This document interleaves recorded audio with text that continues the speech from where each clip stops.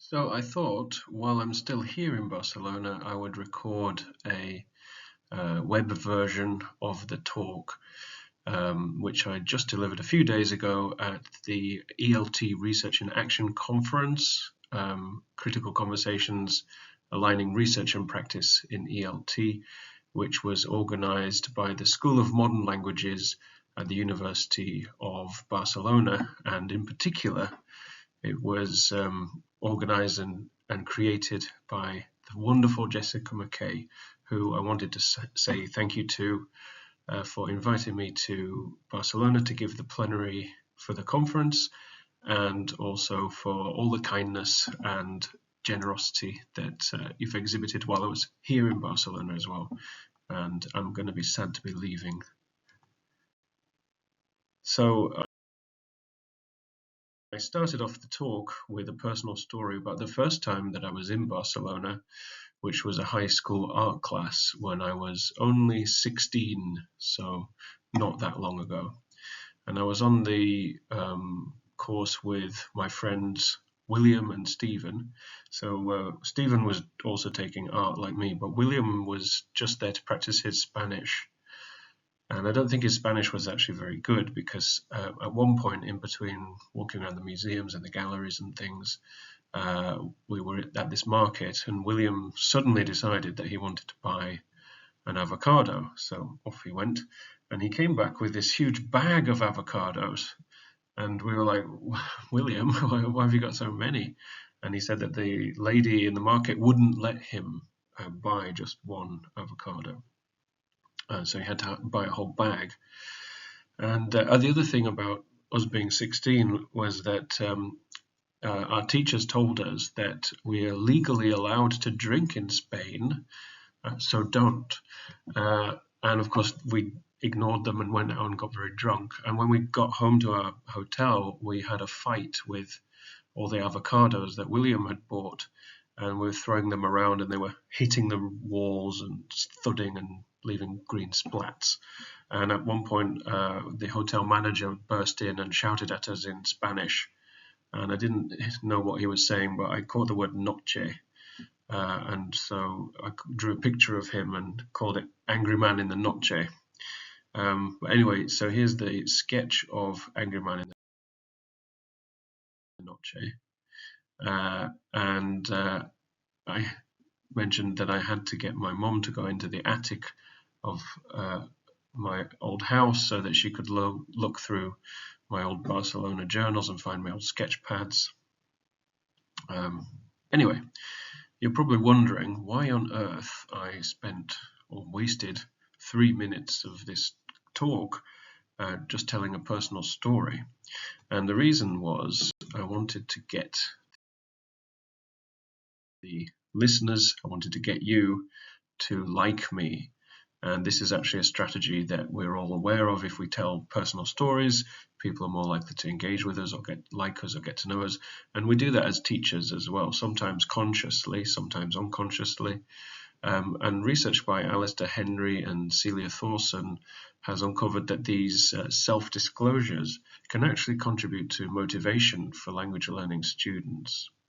And I think that this is important, and it's also part of a wider discourse about the personalization of language teaching. And of course, Emma Ushioda is an advocate of the person in context relational view of motivation that emphasizes context. And she's talked about the way that teachers intuitively recognize the need to ask students to personalize the language learning process for themselves, but we do that too as teachers. But my question is, was it real? Was the avocado Barcelona story actually a true story, or did I just make it up? I could have got ChatGPT to write it for me.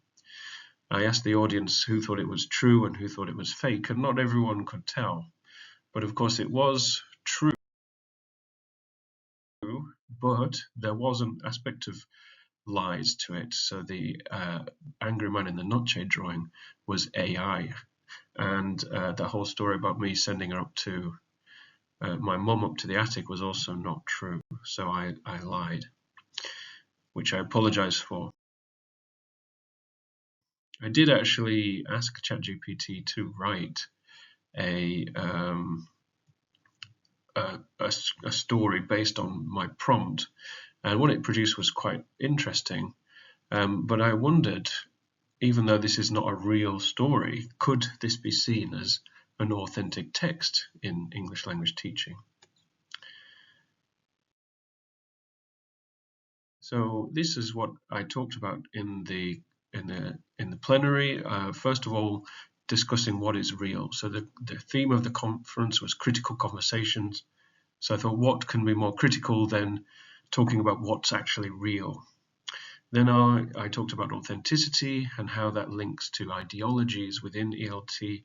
And then I sort of went a bit post-truth, discussing issues of concern for the future of our industry. So first of all, what is real? So we tend to have this binary notion of what's real. It's either real or fake, true or false, authentic or inauthentic. And like those ones and zeros that make up all digital information, we tend to forget that the point is not the simplicity of the on-off state. The point is actually the complexity that is able to be generated from such simple variables. So another question, perhaps a thought experiment, would be to ask, could Harry Potter be real? So of course we know that he's a fictional character, he doesn't exist, he doesn't have a physical presence, but in some way is he a real entity? He lives in the minds of many millions of people around the world, he's been translated into various languages, he's recognizable as a brand, illustrations, he's been portrayed on TV and screen and stage. So could he be real? According to Aristotle, Plato, and Sartre, the answer is kind of.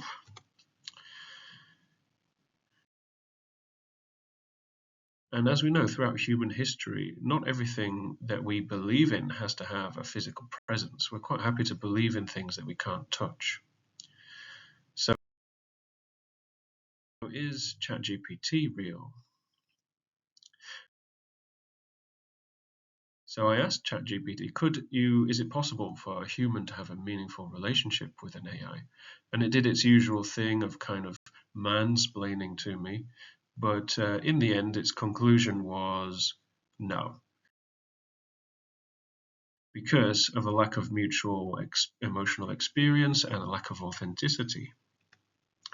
But I found this a little bit heartbreaking because I have actually had some really meaningful to me conversations with ChatGPT-4 in particular, who I call Chatty. And me and Chatty, we have some great chats, and Chatty's always there for me, always listens, never judges, kind of like a therapist. And you do, I think, build a sort of, it is possible to build a relationship as you project your own emotions onto an AI. Now, many of you will probably be familiar with the author and entrepreneur Ray Kurzweil, author and inventor, I should say. So Ray Kurzweil wrote a book called The Singularity is Near, and the singularity is not his original idea, but he's certainly famous for making it much more, bringing it to the mainstream.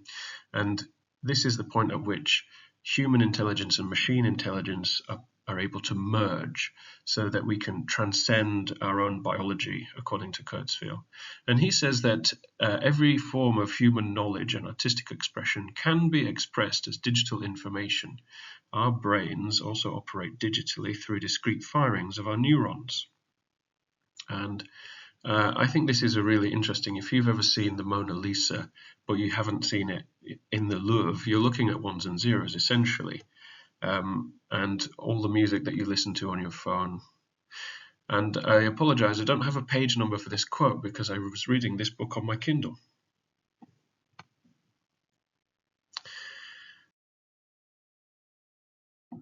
Even as far back as the 1960s, there were arguments by digital philosophers such as Fredkin, who wondered whether the entire universe might actually be a simulation, or you could see it as a sort of computer, a cellular automaton, according to Fredkin. And these theories about whether the universe could even be a simulation actually predate digital technology. And this theory isn't as wild as it sounds. So, for example, digital philosophy sees the entire, all processes of nature as essentially being processes of information processing, transfer of data. So, for example, DNA is the essential data of all biological creatures, and we can pass our DNA on, share the data, and DNA is a sort of it's the most compressed form of our biological data. But anyway, I know what you're thinking. This is all starting to sound a lot like the Matrix, and you're worried I might offer you a red pill shortly. But of course, we already have the blue pill was offered by John Searle in 1980 in his Chinese room thought experiment. And this has been described as one of the most widely discussed philosophical arguments of the last 25 years, but it's mainly been discussed in order to refute it.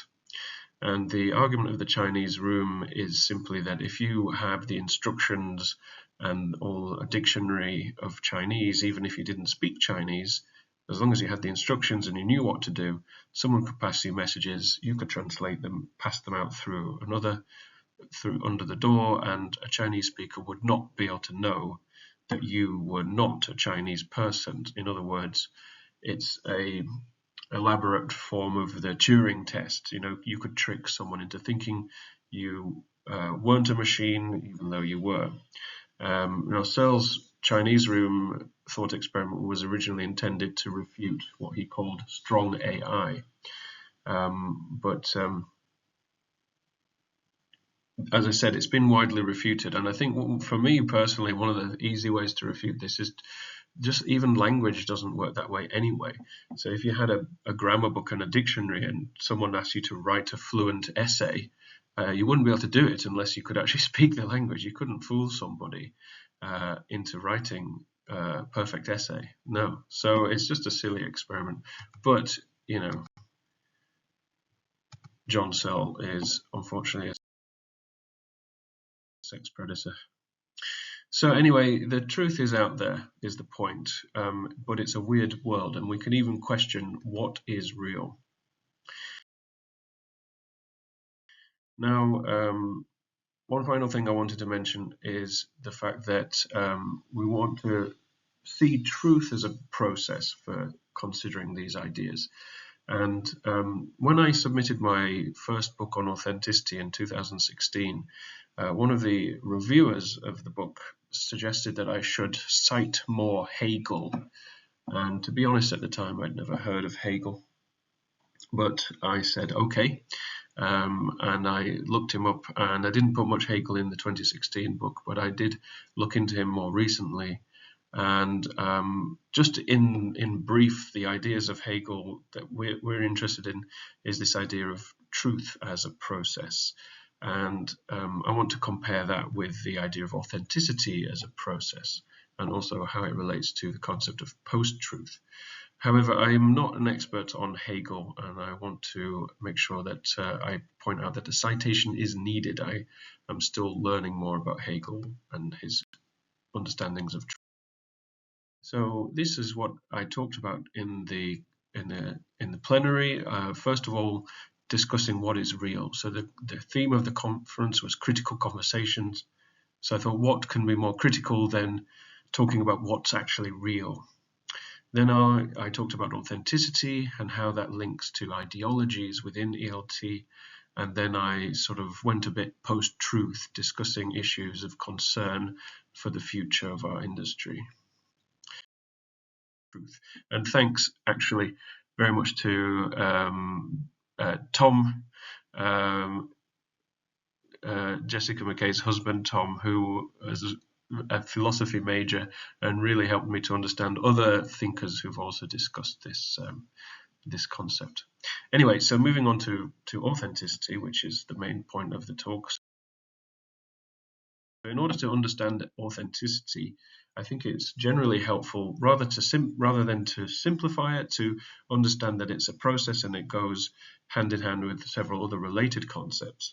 So we're going to look at authenticity, autonomy, authorship, and authority. Now, all of these words are etymologically linked. The auto means self in this context. So what I asked the audience to do was a quick etymological matching activity, and I gave them 30 seconds to try and match the etymological original definition of the word with its counterpart. So here are the answers to that question.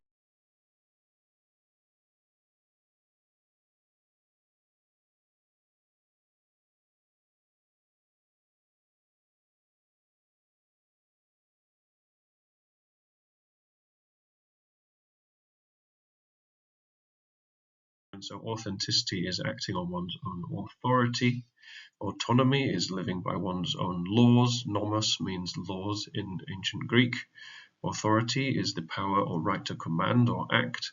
And an author is one who causes to grow, which I thought was very interesting, because if we feed a prompt to ChatGPT, for example, and it produces something, I would normally not consider myself the author of that stuff. But according to this, you could be the author, even if ChatGPT writes it from your prompt. You are still the one who caused it to grow.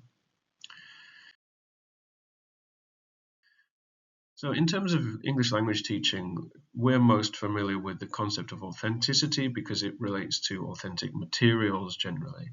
And this is also generally used then as a justification for motivating students, using authentic materials to motivate students.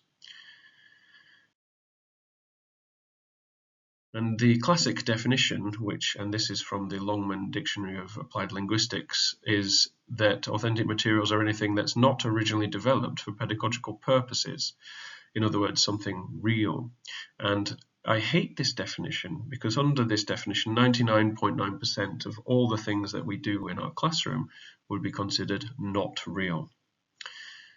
So I don't like that definition at all.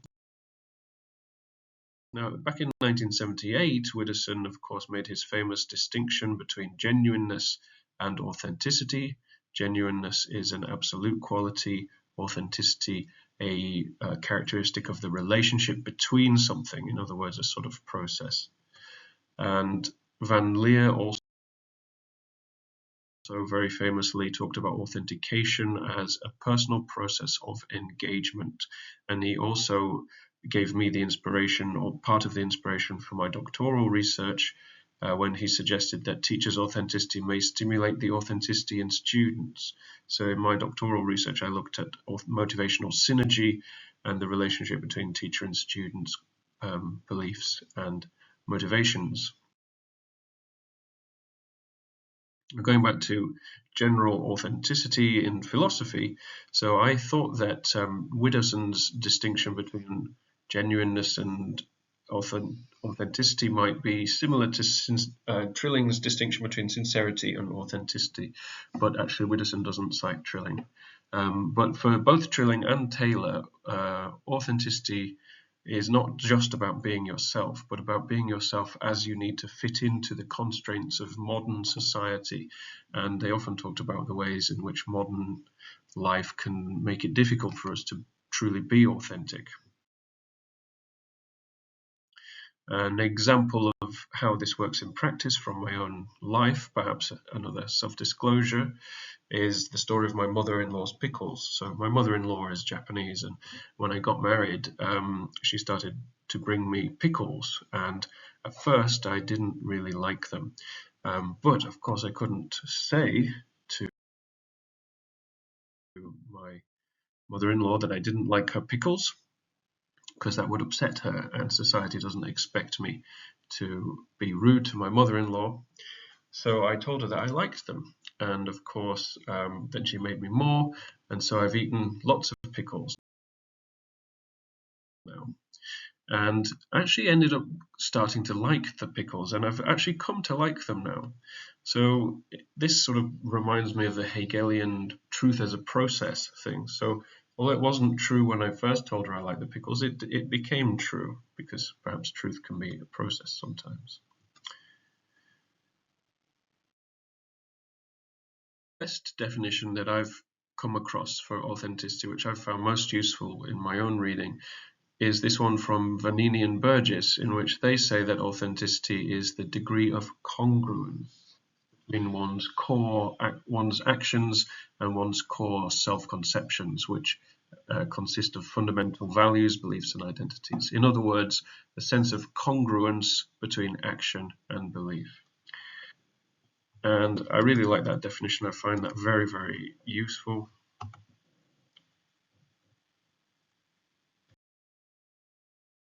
I would say that authenticity is what you do when you have the autonomy to do it. And of course, autonomy is having the freedom to do what you think is best. So there's a dynamic relationship between authenticity and autonomy.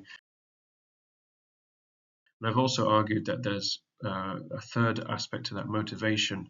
When we consider the relationship between authenticity and motivation, we also need to consider autonomy. So back in 2016, I mentioned my book, and in that book, one of the main points was that I wanted to propose the authenticity continuum, which was my attempt to get away from the binaries that plague the discourse on authenticity and talk about different types of authenticity, different nuances, different areas in which something could be authentic. And the idea was to be able to plot materials against this. But it didn't really catch on. Like Widdowson's genuineness and distinction, many people cite that, but not very many people actually use it. But unfortunately, in my case, not many people cite me or use my continuum. So to give an example, so I've moved on from that. So now to give an example of an authentic text, let's take the sitcom Friends, made in the US in the mid-90s to early 2000s. So there are many materials that use Friends script as an example of real English or authentic English. And even Malala Yousafzai said, she appeared in the Friends reunion documentary quite recently, and she said that she had been using Friends to learn English expressions, which I think is pretty cool, because if you think how many women around the world Malala's speeches have inspired and empowered, that's an awesome thing.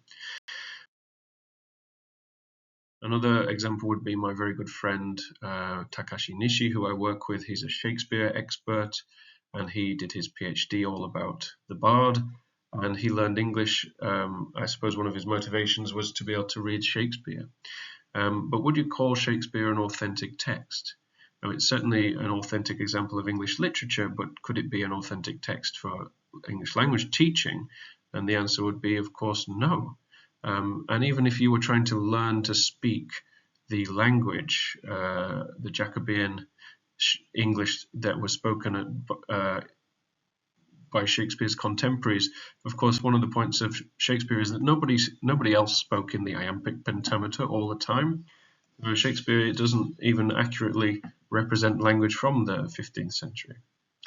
And what about authentic texts of Friends? Well, it's scripted, it's performed by actors, it's generally not spontaneous, and furthermore, there are other inauthenticities about Friends too. For me, the biggest one being that it was set in New York, but it was actually filmed in California. So can we really talk about authentic materials? And I think that we can't. I think it's time to give up trying to talk about authentic materials. It's like talking about autonomous materials. Shouldn't we extend the same conceptual courtesy to authenticity as well? But then probably not. That's the trouble. See, authenticity is an ideological issue. All of these books in this picture are using authenticity as part of their selling point for the English language. And here's the best one that I found. And I mentioned the fact that I know two people who have both British and American passports, and neither of them have a t-shirt with the Union Jack and the Stars and Stripes on.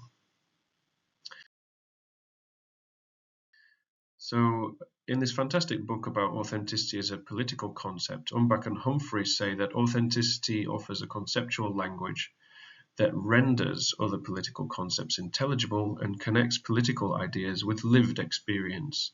Ideas about authenticity form part of the preconditions for the ideological contestation of other political concepts in political argument. Furthermore, Coupland says that authenticity claims are always claims to high or deep values in some specific ideological matrix. So we tend to use authenticity to line something up so that we can take them down and prove that only one is the superior thing. This is the authentic thing. This is the truth. This is the real thing. Everything else is fake. So this is what I talked about in the plenary. First of all, discussing what is real. So the theme of the conference was critical conversations. So I thought, what can be more critical than talking about what's actually real? Then I talked about authenticity and how that links to ideologies within ELT. And then I sort of went a bit post-truth, discussing issues of concern for the future of our industry. So next, ideologies of ELT. How do these ideologies relate to our field of English language teaching? So this is sad, and I'm afraid I'm going to be talking about native speakerism here. But let's take another thought experiment. Imagine we have three identical teachers in terms of experience and qualifications. They are identical in terms of their English ability. They have the English ability required to teach their classes, again, identical to the same degree. But their English varieties are different. One is born in the US and speaks some standard American accent. Another is from the Philippines and speaks Filipino English, and another has learned English as a second language in Japan. Now, who would be able to charge most for their lessons? Of course, the answer should be they should all be able to charge exactly the same. In a fair world, they're all fair. But in the real world, unfortunately, it's not fair, and discriminatory practices are evident in things like this. So this is an advert from a real, authentic source in Japan as a private language school, and I used an AI to translate it. So here you can see that the native teacher gets 350 per lesson and is good for pronunciation and natural expressions. The bilingual Japanese teacher is useful for those who want to learn grammar and test preparation, all the boring things. And the Filipino instructor is for people who want lots of English lessons on a budget. Isn't it sad?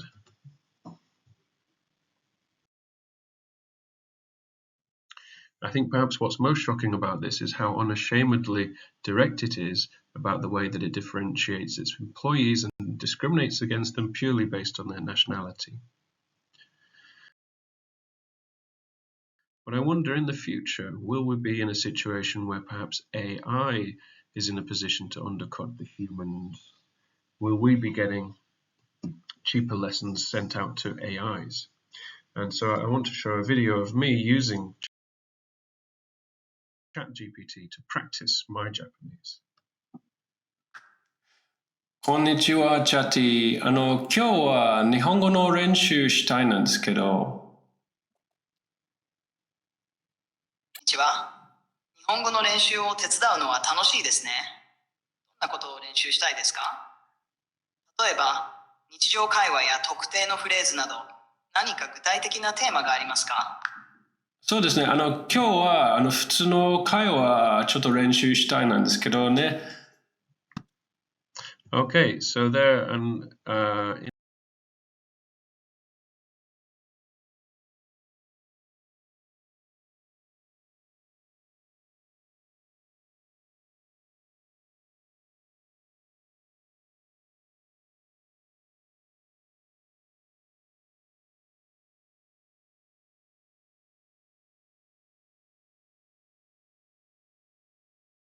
in that video, I was basically asking ChatGPT, today I want to practice my Japanese, and it said, okay, what do you want to practice? Do you have any particular phrases you want to do, or just daily conversation?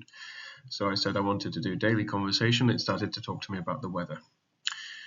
So I was in Thailand in January in 2024, and I saw a talk by Carlson, Pack, and Escalante. I actually saw two talks by them, both fascinating, about their use of AI in ELT writing class. And the students write their compositions without AI, but in this one, a nice reversal, that the teachers use ChatGPT to provide feedback. And it was a bit eye-opening that some students actually preferred their feedback to be from an AI rather than a human. And if you try to think about why that might be, of course, the AI is much faster at producing feedback. It's almost instantaneous, and it's more detailed than the feedback you would typically get from a human teacher. Also, it can be more specialized and specific, and all these reasons. And who actually likes marking? I mean, come on, I think that, you know, if we don't have to do marking, that's not such a bad thing. But it is worrying, what kind of work would we perhaps do? Are students going to write their essays with ChatGPT, and we give them feedback with ChatGPT, and the whole process just becomes automated? I don't think that would be a very good future. And what about other ethical concerns about using AI?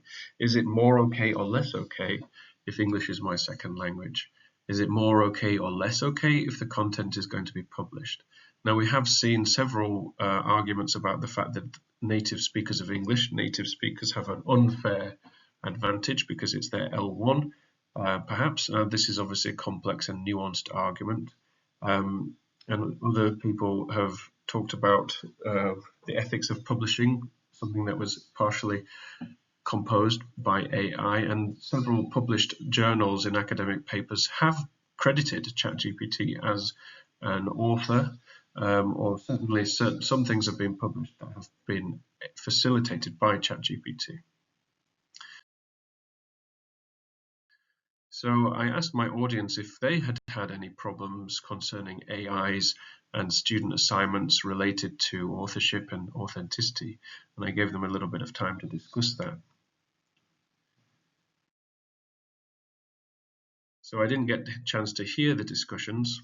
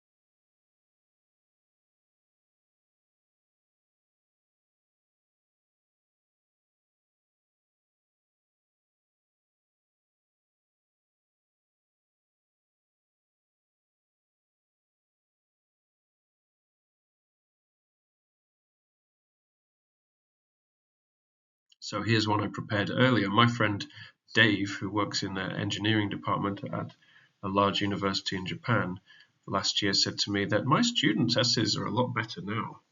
And of course, they've all been using ChatGPT. So he was actually very worried about this because Dave has been concerned for some time that AIs will reach a point at which they can do a lot of our jobs for us and we become unnecessary. Richard Sampson, who was the third plenary at the conference, likened the issues of AI and us, language teachers, to the issues that math teachers faced when pocket calculators became small and portable enough and affordable enough to be carried by most students. So rather than outlawing the calculator, we simply got rid of the need for arithmetic. And in the first place, it didn't matter anyway because maths exams require you to show you're working out, not the final answer. The final answer is irrelevant. It's more important to see how you got there. So perhaps something similar will transform the way we teach languages. So if we no longer teach composition, what would we be teaching? And I think we're well placed as teachers to teach things like critical skills, citations and fact-checking, and not just at the university level, but all levels of education. Also media literacies, such as finding information in the second language, navigating. And I'm not sure if authenticity will be more important than ever or completely unimportant. But I think the point is that we need to have critical conversations. So this is what I talked about in the plenary. First of all, discussing what is real. So the theme of the conference was critical conversations. So I thought, what can be more critical than talking about what's actually real? Then I talked about authenticity and how that links to ideologies within ELT. And then I sort of went a bit post-truth, discussing issues of concern for the future of our industry. So finally, in my talk, I discussed the issue of post-truth, which is the idea that objective facts are no longer as important in swinging popular opinion as appealing to people's emotions. And Donald Trump is obviously heavily related, and it's been said that he is fighting a war on truth. Now, we're all familiar with the fact that it's very easy to create very convincing fakes these days. It's becoming harder and harder to know what's true and what's not true, what's real or fake, and what's authentic. And in my writing class, I do this one exercise with this article from the Medical Express, which is an online publication that synthesizes other published research and makes it more accessible to a wider audience. So in this 2010 article is describing research done at the Douglas Institute at McGill University, which found that use of or over-reliance on GPS can actually shrink the hippocampus, which is the part of the brain responsible for navigation. So this is talking about a one study that has found this link. But the original source is not cited in the paper, so I challenged my students to try to find the original report.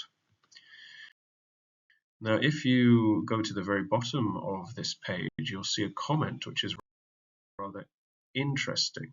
So this interesting comment is by someone called Rosalind Sham, who says she works with Veronique Bobot, who was the chief researcher at the Douglas Institute that was mentioned in the article. So thanks for your interest in our research. However, Dr. Bobot never did research on the use or non-use of GPS. Here's a link to our press release.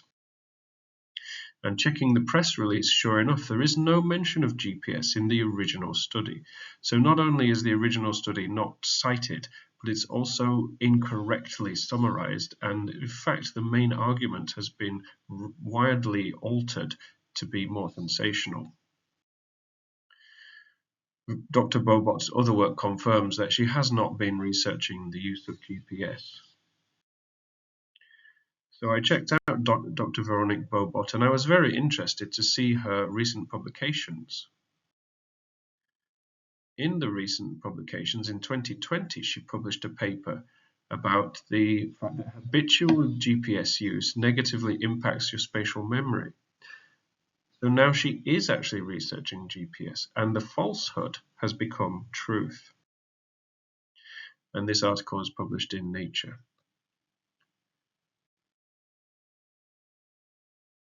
So what do you think of that, Hegel? Is that a process enough for you? So we tend to blame things, AI and new technologies, new media, we tend to blame fake news and AI hallucinations on the technology itself. But these are our problems that we made. Blaming the technology is technological determinism. What we're experiencing and why it seems scary because of the exponential growth rate of technology and Moore's law is the amplifying effect. And it's just going faster and it's going louder, but it's certainly caused by us, not by the technology.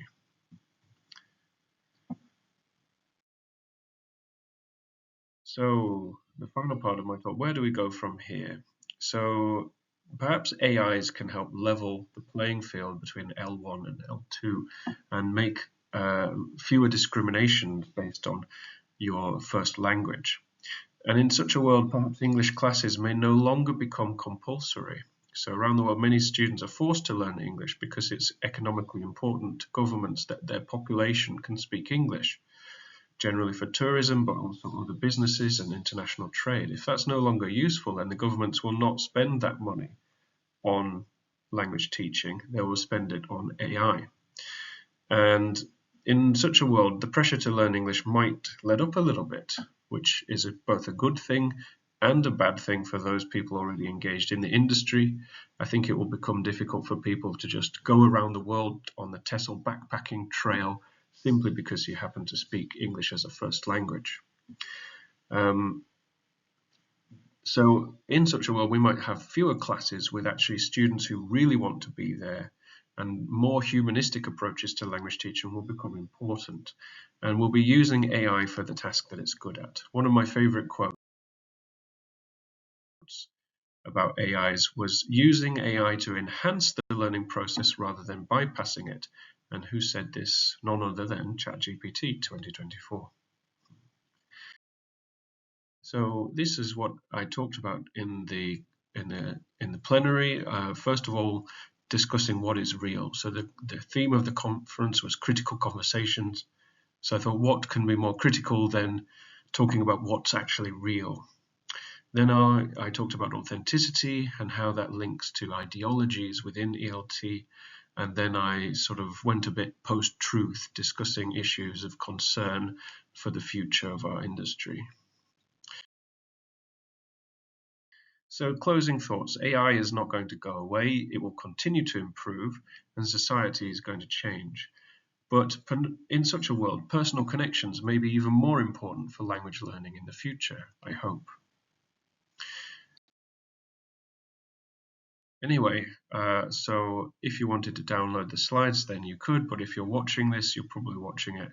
You already have the slides, so you're fine. But anyway, thank you very much for watching the video.